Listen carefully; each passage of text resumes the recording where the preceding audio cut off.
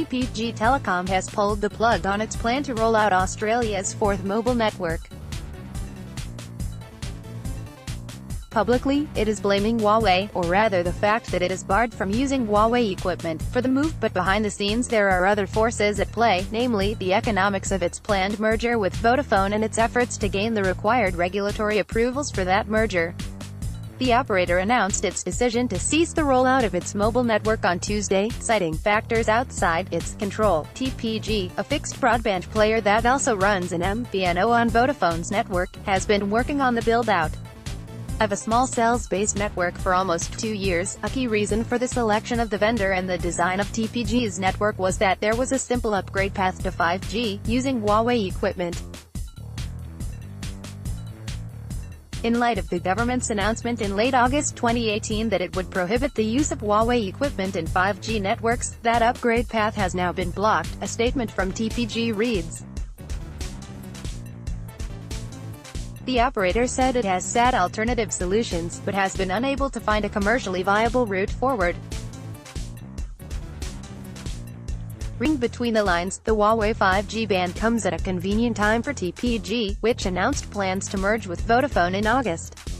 To date, TPG says it has spent around $100 million on mobile infrastructure, plus an additional $30 million already committed, and clearly it does not see the sense in plowing more money into its own network at this stage. TPG Executive Chairman David Teo insisted that the company must continue to make independent business decisions in the best interests of TPG shareholders pending the outcome of the merger process, but the firm's actions suggest it is putting all of its mobile eggs in the merger basket. Vodafone, or Vodafone Hutchison Australia, to give it its full title, is the market's third largest mobile operator with around 6 million customers.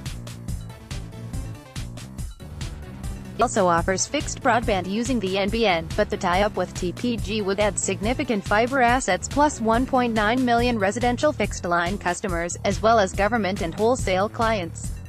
The deal would create an integrated, full-service telco with the scale and financial strength to compete more effectively with Telstra and Optus, the companies said when they unveiled their plans. While the deal clearly makes sense for the parties involved, they have still to convince the regulator that it will not harm competition in the market. However, as paradoxical as it might seem, TPG's withdrawal from the mobile infrastructure space could effectively circumvent one of the Australian Competition and Consumer Commission's (ACCC's) major concerns over the removal of a mobile player from the market. In its statement of issues on the merger published late last year, the ACCC made reference to TPG's progress in becoming the market's fourth mobile operator and the fact that it would likely price its offerings aggressively in order to compete effectively. We therefore have preliminary concerns that removing TPG as a new, independent competitor with its own network, in what is a concentrated market for mobile services, would be likely to result in a substantial lessening of competition, said ACCC Chair Rod Sims. The TPG Vodafone would not have the incentive to operate in the same way, and competition in the market would be reduced as a result. A mobile market with 3 major players rather than 4 is likely to lead to higher prices and less innovative plans for mobile customers, he warned. However, you could argue that history is on the telco's side.